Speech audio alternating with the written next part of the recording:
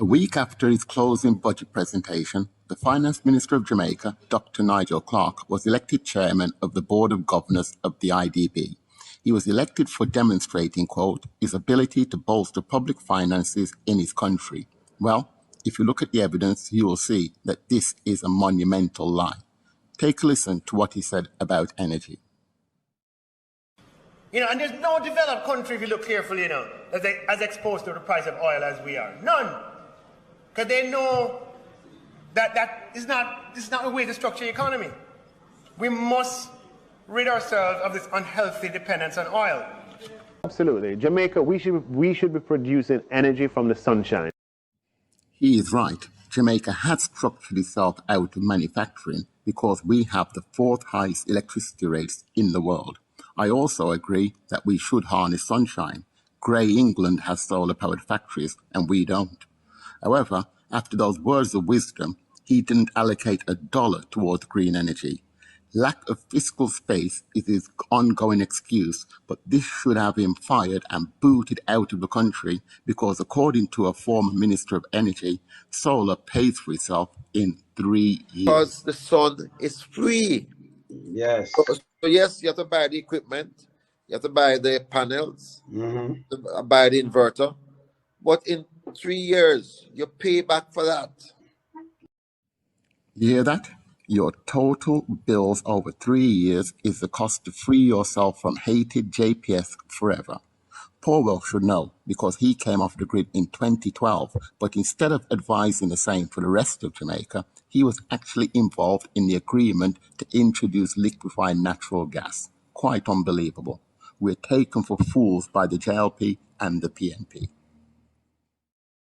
In regards to Clarke, he boasts about being prudent whilst ignoring solar that has a return on investment of 3 years. That is financial negligence on a grand scale.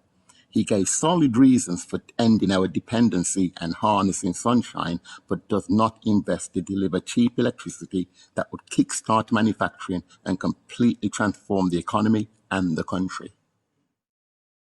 He also thinks it is prudent to leave state-owned infrastructure on the grid at a cost of around $150 million US per annum, plus the immeasurable cost to society. Just think about the impact on education.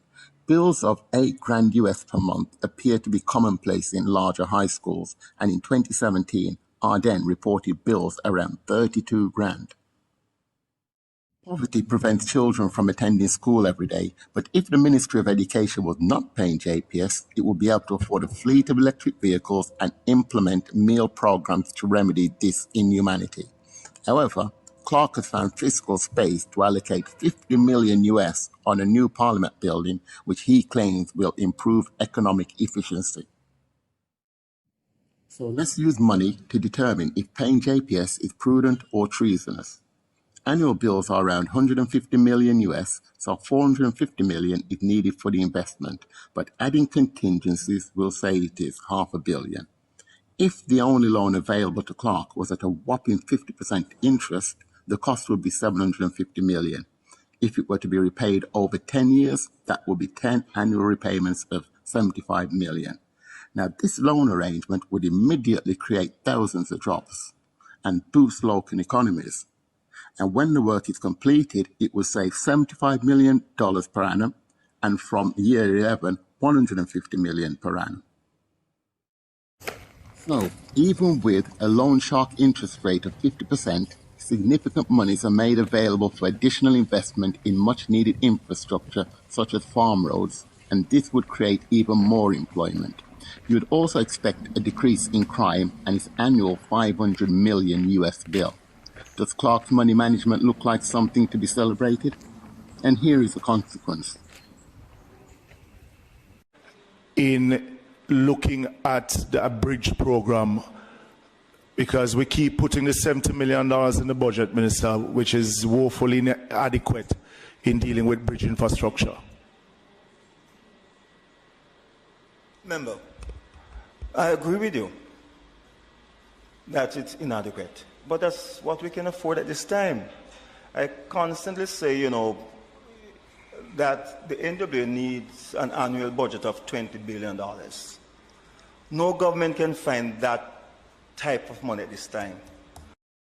I totally disagree. The money can be found. 21.6 billion was given to JPS last year. The thing is, probably over 100 billion would be available this year if renewable energy had been the cornerstone of every budget since the signing of the IMF agreement in 2013, because governments should have been collecting revenue from solar and wind-powered industries for years. But yet again, nothing was allocated to renewable energy, a move that would stabilise the dollar. However, in the debate, Clarke told Parliament he was thinking long-term. Well, he needs to explain his strategy because it appears that JPS shareholders and the LNG provider seem to be the only beneficiaries. We have to be strategic and think long-term. Having had such a dependence on oil for our energy needs, we recognize that this is a risk to our economic security. Look at what's happening today. No fault of our own. It is your fault, you bloody hypocrite. We wouldn't be impacted if those elected to serve the Jamaican people hadn't conspired with the World Bank and signed a deal for LNG from the US. The thing is, we're more dependent on LNG than oil, but because the IDB sells LNG, Clarke concentrated his attack on oil. And now he's being rewarded for his treachery and his passionate implementation of IMF austerity and suffering. If Jamaica was a private company, Clarke would have been fired and a criminal investigation opened to determine why for years he had been paying for electricity when solar pays for itself in 3 years. He wouldn't escape jail time. But this evil and immoral mismanagement is celebrated and rewarded by the IMF, World Bank and IDB because their role is to keep poor countries poor, indebted and dependent. And unfortunately, they have willing servants. Clarke deserves to be one of their chairmen, but it is an insult to Jamaica to tell the world he bolstered public finances. That is a fucking lie. Jamaica cannot continue to be abused by these organizations. If you agree, let's form a group to devise a plan of action because something must be done.